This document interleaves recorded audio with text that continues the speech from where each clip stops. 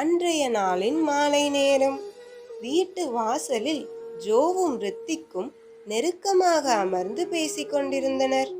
அங்கிருந்து சற்று தள்ளி டேனி சிறிய பந்து ஒன்றை உருட்டியபடி விளையாடிக் கொண்டிருந்தது.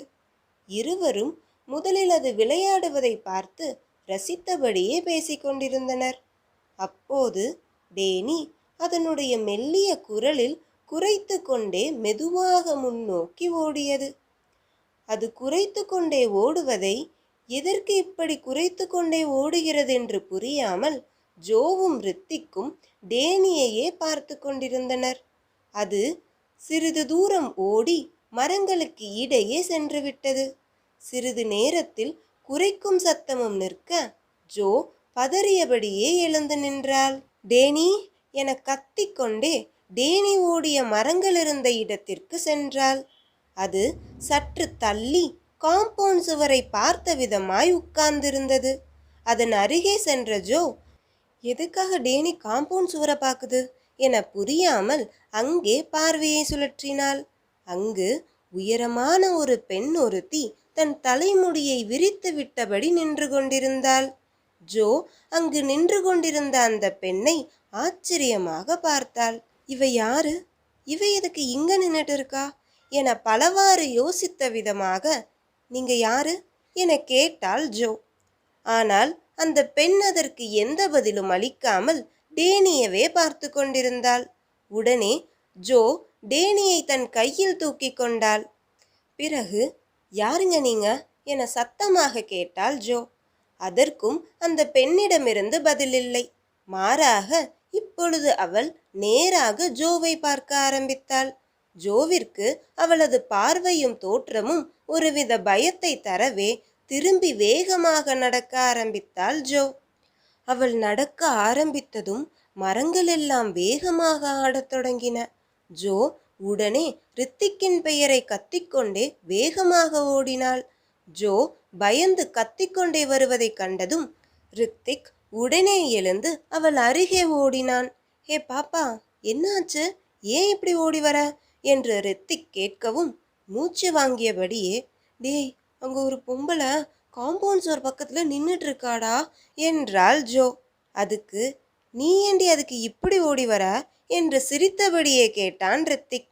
டேய் பயமா இருக்குடா அவளை பார்த்தா, அவ எதுக்கு இந்த காம்பவுண்ட் சுவர் பக்கத்துல நின்றுட்டு இருக்கா, நீ வந்து கேளுடா என்றாள் ஜோ. ரித்திக்கும் தயங்கியபடியே அவளுடன் காம்பவுண்ட் சுவர் அருகில் சென்றான். ஆனால் அங்கே அந்த பெண் இல்லை. மரங்களும் மெதுவாகவே அசைந்து கொண்டிருந்தன. ரித்திக் ஜோவின் தலையில் மெதுவாக கொட்டியபடி, ஏண்டி யாரடி இங்க இருக்காங்க, இங்க பாரு, இங்க யாரையுமே காணோம் என்றான் ரித்திக்.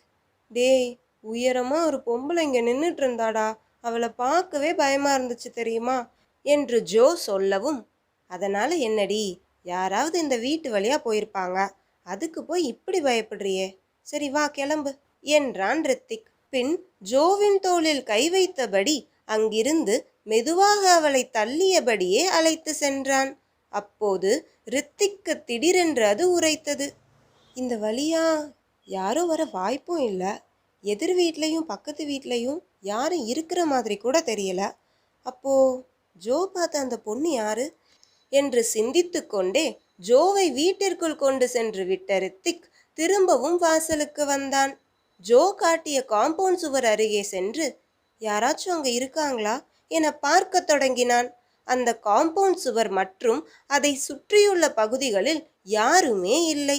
இங்க சுத்தி யாரையுமே காணல, இவ யாரை தான் பார்த்திருப்பா என நினைத்த ரித்திக் சற்று தள்ளி இருந்த பக்கத்து வீட்டை எதர்ச்சியாக பார்த்தான். பக்கத்து வீட்டு வாசலில் நடுத்தர வயது பெண்மணி ஒருத்தி நின்று கொண்டிருந்தாள். அவள் ரித்திக்கை பார்த்ததும் சிநேகமாக புன்னகை ஒன்றை தந்தபடி அவள் வீட்டிற்குள்ளே சென்று விட்டாள். இந்த லேடியை பார்த்துதான் ஜோ பயந்திருக்கா போல, இவங்கள பார்த்து எதுக்கு தேவையில்லாம பயந்தா என ரித்திக் நினைத்து கொண்டே நகர்ந்தான். வீட்டிற்குள் சென்றதும் ஜோவின் தலையில் மெல்லமாக கொட்டிய ரித்திக், ஓய் அது பக்கத்து வீட்டு லேடிடி, அவங்கள பார்த்து பயந்து போயிருக்க லூசு என்றான் ரித்திக். ஜோ அசடு வழிந்தபடி, பக்கத்து வீட்டு லேடியா அது, பார்க்க பேய் மாதிரி உயரமா இருந்தாங்கடா, அதான் பயந்துட்டேன் என்றாள் ஜோ. ஓ, உயரமா இருந்தா அவங்க பேயாடி? இது என்ன புது கதை? அதுவும் இல்லாம அவங்க அவ்வளோ உயரமா இருக்கிறதுனால அவங்கள பேய்னு சொல்றியா நீ? என ரித்திக் தன்னை கிண்டல் அடிப்பதை கேட்டதும் அவனை செல்லமாக நெஞ்சில் 2 அடி அடித்துவிட்டு, போதுண்டா, ரொம்ப ஓட்டாத, அவங்கள பார்த்தா பயமா இருந்துச்சு, அதான் சொன்னேன், பேசாத போ என கூறி அங்கிருந்து நகர முற்பட்டாள். அவளது கையை பிடித்த ரித்திக் அப்படியே கட்டி அணைத்து கொண்டான். முதலில் சினுங்கிய ஜோ, பிறகு அவளும் அவனை அணைத்து கொண்டாள். மறுநாள் காலையில் ரித்திக் வேலைக்கு புறப்பட்டான். ஜோ அவனை வீட்டு கேட் வரை வந்து வழி அனுப்பிவிட்டு பிறகு உள்ளே செல்ல போனாள். அப்போது யாரோ தன்னை பார்த்து கொண்டிருப்பதை உணர்ந்த ஜோ டக்கென்று திரும்பினாள். பக்கத்து வீட்டில் உள்ள பெண்தான் அவள் வீட்டு வாசலில் இருந்து தன்னை பார்த்து கொண்டிருக்கிறாள் என்பதை உணர்ந்த ஜோ குழப்பமாகவே அவளை பார்த்தாள். ஜோ அவளை பார்த்ததும் அந்த பெண் ஜோவை பார்த்து ஸ்மைல் செய்தாள். பதிலுக்கு ஸ்மைல் செய்த ஜோவிற்கு அவளிடம் பேச வேண்டும் போல் இருந்தது. சரி, அப்புறமா பேசிக்கலாம் என நினைத்து கொண்டு வீட்டிற்கு சென்று விட்டாள்.